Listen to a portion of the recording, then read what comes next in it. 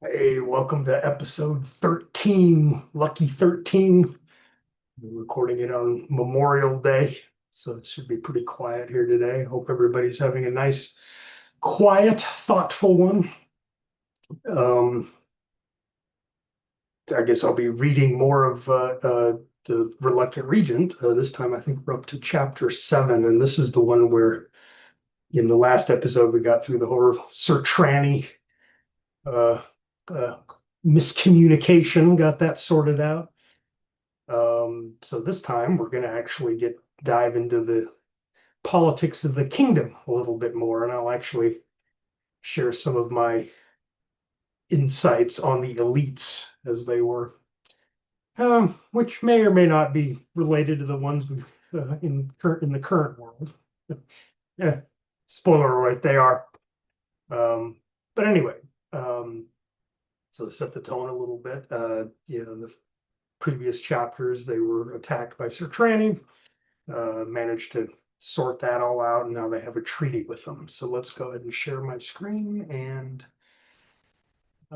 get going on the next chapter. Chapter 7 of The Reluctant Regent. The Nobility Gets Bored. Now, things quieted down a good bit in Sheeplund after the victory at Burning Bay, and I finally settled into administering the province. Not that there was that much to administer, as the sheepish turned out to be a frighteningly efficient bunch once they set their minds to something. As an example, I mentioned in passing one morning that there was a pothole in the road outside of Lamb's Rebuke, and by that afternoon, work crews were repaving the entire thing, adding drainage ditches, and they even built a rush shelter by the fortress. It was exhausting to watch, but it kept everyone busy, so I didn't mind. The townsfolk decided that they'd like a more professional standing army after what they'd learned during the big northern miscommunication. So every young man and woman signed up for the sheepish militia and drilled religiously every God's day.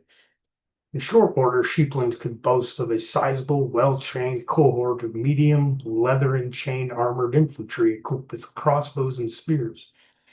The only wrinkle was that they dearly wanted to bring their ubiquitous ballistas with them everywhere, which led to numerous late-night discussions and experimentations until one likely young lad hit on the idea of mounting them on wagons. So soon every company had at least one of these mobile ballista batteries assigned to them, unleashing clouds of bolts at any bandit gang foolish enough to try to raid the increasingly rich trade caravans traveling from Lamb's Rebuke. It was overkill, really, and caused quite a mess after each encounter, but the militia enjoyed it so much that Minner and I looked on these robber skewering events as more morale-building exercises than a military necessity. The garrison, not wanting to miss out on potential plunder and/or fame, also started clamoring for more training, which Minner was happy to provide. He drilled them on close order fighting, and the newfound wealth that flowed into Sheepland allowed me to equip them with the finest battle plate, minimizing the chance that they'd get brained by the first bandit that they encountered. Minner also decided that halberd wielding heavy infantry with shields was just what we needed. So that's what we got. He recruited amongst the lowlanders that eventually arrived in response to our earlier cry for assistance, and within a year I had a sizable force at my disposal, which also included some of the fry maidens from Aldercourt, as they came up as well. Much to my surprise, they were actually competent, and soon became the best house troops that Caldor had fielded in generations. The only real trouble I had during this peaceful interlude were the semi-regularly, semi-regular assassination attempts that I had to endure. Now, it turned out that King was a particularly vindictive sort of fellow, so the bounty on my head kept increasing until every dim-witted sod in the kingdom that fancied themselves a killer considered claiming it. Luckily, only the dimmest of the dim actually did anything about it, and Kel sorted them out with her usual cheerful efficiency. There were several times when I turned a corner in the keep and found her busily choking some unsavory-looking sort, or throwing them out the window, or whatnot. I had little sympathy for these idiots, even aside from the fact that they were trying to kill me.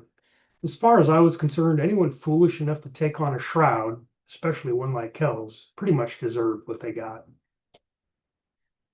But things continued in this vein for almost a year, and I soon got used to reading in my office, occasionally riding moose, wandering around the town, watching the sheepish work, and trying to look like I was in charge. I wasn't actually stupid enough to actually give any orders, however, and simply took nodding wisely whenever anyone asked me to approve anything. It's been my experience that finding people who know what they're doing and then letting them get about it was one of the best lessons in leadership that I've ever learned, and it continues to serve me well to this day.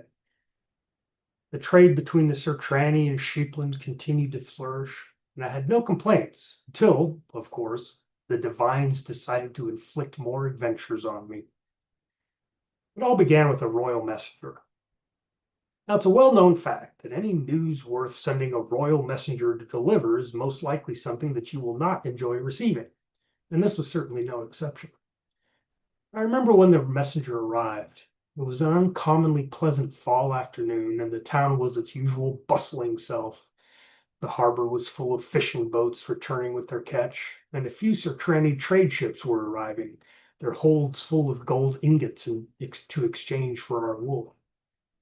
I was standing on the battlements, looking over the scene with a sense of smug accomplishment, which was, quite frankly, undeserved, as I really wasn't involved in most of what was going on. But that has never stopped me from a good smug survey, however, so I was well into my self-congratulatory preening when I happened to look south down the trade road and see a liveried messenger flogging his lathered horse towards the fortress.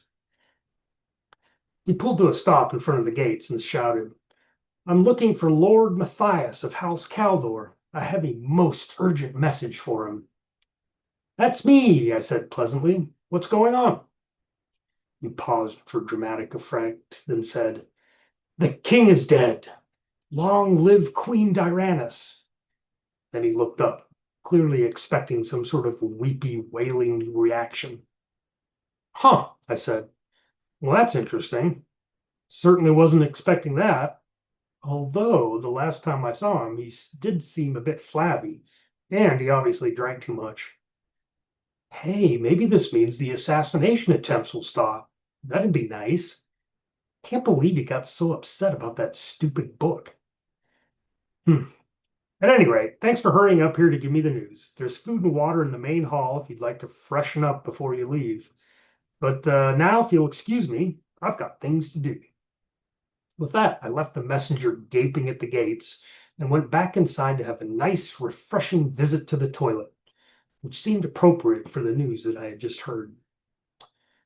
Later that evening, Minwer, Kells, Thera, and I met for dinner at the tavern, and I offhandedly mentioned the death of our late, unlamented, to me at least, king. I don't remember anybody being particularly upset or alarmed by the news. Minwer, if I remember correctly, was trying to figure out how he could convince the sheepish militia to loan the garrison a few of their ballista wagons, while Thera was mostly concerned with her plan to re-roof the entire town over the next few weeks. Kells murmured something about being sad if the assassination attempt stopped, but even she didn't seem too upset. I suppose she thought she could start helping out with the anti-banditry patrols just to stay in practice. I'll admit it, we were all fools. Now, I must explain why we failed to realize the dire consequences that the secession process would have for both Sheepland and the kingdom at large. In short, we didn't take into account the nobility. In retrospect, it's not surprising that we didn't. Kells and Minwer were mainly interested in choke, drowning, and bashing, respectively, and Thera was too busy actually doing things to actually bother with politics. I, of course, had read about politics, but mainly considered it something that rich people who didn't have anything better to do with their time engaged in. I had only a vague notion about what the entire political process entailed, other than it was obnoxiously loud, and everybody involved seemed to take a perverse delight in making whatever they were currently shouting about as difficult and complex as humanly possible. I also found out that the end result of this long and unwieldy process rarely ended up being what anyone wanted.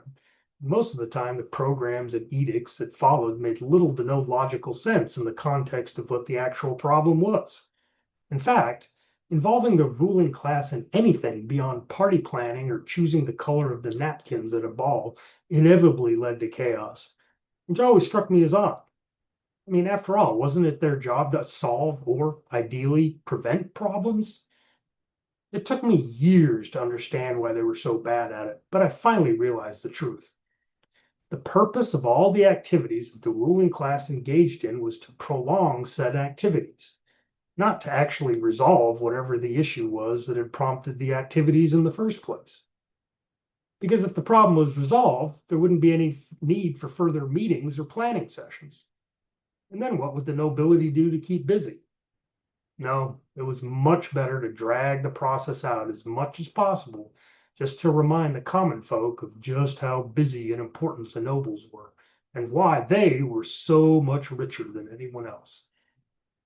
Why, if the commoners actually realized how little the nobility did, they might start questioning why they were paying taxes. The very idea was unthinkable. So, as long as they held meetings and occasionally delivered overly complex reports written with obscure verbiage that no one, not even the authors of the reports, could understand, the system went unchallenged and continued to operate as intended. On a personal note, over the years I've developed a reliable method for keeping the upper crust from meddling in the administration of the realm. I simply give them what appears to be a vitally important task. Things like choosing the name of a particularly important boulevard or creating administrative protocols for some obscure department. Then I create a committee to resolve this important issue. The larger the committee, the better, as it is a fact that the more nobles that are gathered in one place, the less they actually do. And then I leave them to it. In all the years I've used this trick, I've yet to receive a single workable solution to any of the supposed problems I've given them. And at this point, I would be shocked if I did. But it keeps the nobles out of the hair of the people who are actually running things and prevents them from causing too many problems. So it works well enough. Anyway, none of us knew any better at this point in our lives, so we blindly considered it continued as usual, assuming that the succession would proceed smoothly and the kingdom would continue stumbling along as it always has. I mean, there was a clear heir to the throne and a simple protocol for choosing the king's successor. So how could things possibly go wrong? Yes, I know, we were naive. The first inkling that we had that things weren't proceeding smoothly was when yet another royal messenger arrived to tell us the princess didn't particularly care for any of the nobles who were now asking for her hand in marriage. I'm sure, say, Thera would simply have told them no and moved on. But Princess Diranus was a pure-blooded noble, so for her to approach this admittedly thorny problem with common sense was unthinkable. Instead, she began playing them off against each other in the perfectly understandable, if improbable, hope that they'd eventually kill each other off and leave her alone. Now, to be sure, a few of the less fortunate and or drunker ones did end up getting killed in duels and such, but the rest of them soon moved beyond snide insults and gossip to a more wide-scale and permanent solution to the problem. In other words, they went to war. And from their perspective, why wouldn't they? There was a good chance they'd gain glory, land, and riches from their rivals, assuming they actually managed to win, of course. And it wasn't as if they were actually going to be out doing the fighting and dying, right? A gentleman named Baron Hurgenaz, who previously was known largely for his tremendous girth and the ability to drink vast quantities of wine, raised an army in the eastern provinces, while his rival, Prince Dumasinian, who was rail thin and known primarily for his seething hatred of the Baron, raised forces in the west. Neither of them, despite their misplaced self-confidence, was a particularly good general, so a series of bloody and particularly hold on a sec. Was a particularly good general, and so a series of bloody and inconclusive battles took place, the net result of which was much burning and looting, but little else. Once the rest of the nobility saw the fun their colleagues were having, they began to feel left out, and they jumped into the fray as well. Some of them joined either the Hurgenazi or the Dumasinians, as the two main opposing sides came to be called, but most simply picked somebody nearby that they didn't particularly care for and went at it. Within a few short months, most of the kingdom was riven by unrest as various war bands ravaged and pillaged at will. The exceptions were the lowlands, because no one was foolish enough to irritate the clans, and Aldercourt, because the Frymaids were notoriously fond of making hilarious yet brutal examples of anyone who tried their patience. The neighboring lands, realizing what an opportunity this chaos represented, dusted off whatever pretext for aggression they'd used the last time they'd been at war with the kingdom and wholeheartedly joined in. The Grugara nomads, who strongly resembled mounted silly Sertrani, as Kells called the more idiotic reavers, began raiding the southern provinces, while Lembeck and Arzul, two second-rate powers bordering the kingdom in the northeast, invaded and promptly got bogged down fighting each other. The Principality of Beled, meanwhile, attacked from the west, reaching Admini within a week. But that actually led to the only bright spot in this entire mess. When Prince Balric, the commander and heir to the throne of the Principality, arrived, he fell in love with the princess, and vice versa. The Principality army ended up encamped by Admini's western gates, while the two young lovebirds canoodled, recited bad poetry, and spent long hours gazing into each other's eyes.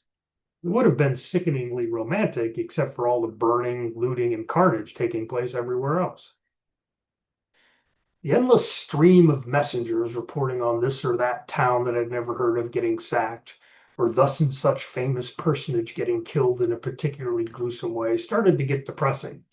So I soon took to ignoring them and concentrating on what I could control, namely keeping this madness from spilling into Sheeplund. A few small war bands tried our southern border, but Minrir, my house guard, and the sheepish militia sorted them out so decisively that none troubled us after these initial forays. Now, I thought we were weathering this crisis pretty well, at least as well as could be expected, until one day yet another royal messenger toiled up the trade road and hand-delivered a letter to me. It read as follows: To Matthias, Lord of House Caldor. Idiot! What are you doing up there? Napping? Playing drinking games? Contemplating your own navel? Whatever, I don't care. Muster an army and get down here to help me fix this mess. Now, signed, Cyrene. Kells and Minrir took one look at the letter, then Minrir sighed and left my study to go muster the troops. Kells giggled happily and said, Yay! Packing! Carnage! And then she skipped gaily from the room. I spent the rest of the afternoon sorting out various administrative odds and ends with Thera, whom I wisely decided to leave in charge while I was away. I put Yeth in command of the few garrison troops I left behind, and early the next morning I found myself astride Moose once more, leading a column of sheepish militia and Caldor house troops down the trade road towards the burning kingdom. And with that, the sheepish and I reluctantly joined in the great kingdom wars, and the foundation of the recent regency was forged. So yeah, nobles.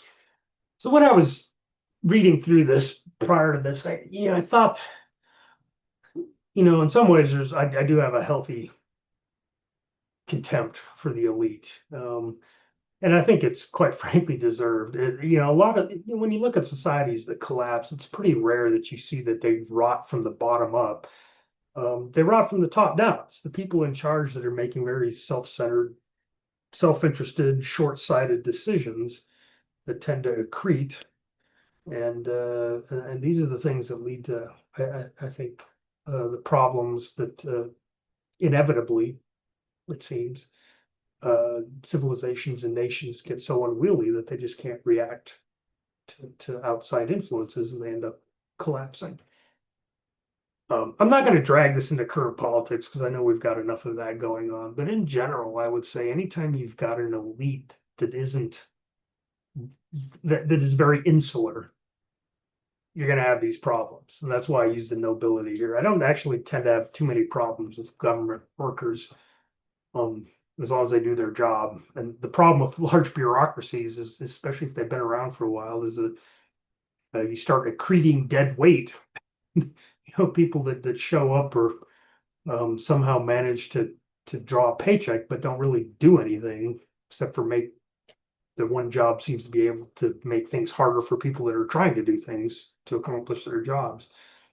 But that tends to happen with every large organization. You can't monitor everybody, so they tend to accrete and with that. But in general, I think government agencies tend to work okay. Again, as long as there's regular monitoring and the higher ups are paying attention to what's going on.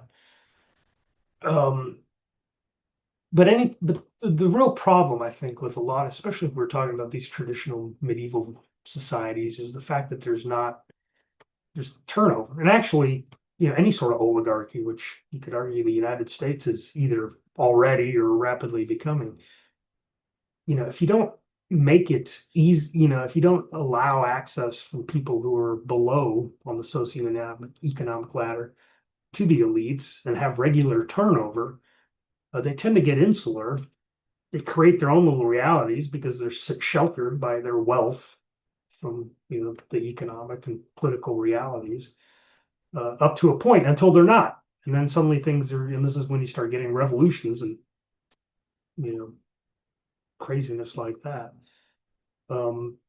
So yeah, I mean, I think a regular turnover of elites is kind of crucial, I think, to a healthy society, or at least making sure that they have to work to create their elite status. They can't just network with each other and create these kind of insular worlds, becoming increasingly divorced from reality.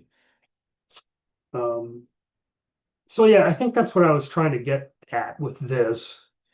And I do have I'll admit it, kind of a healthy contempt for people who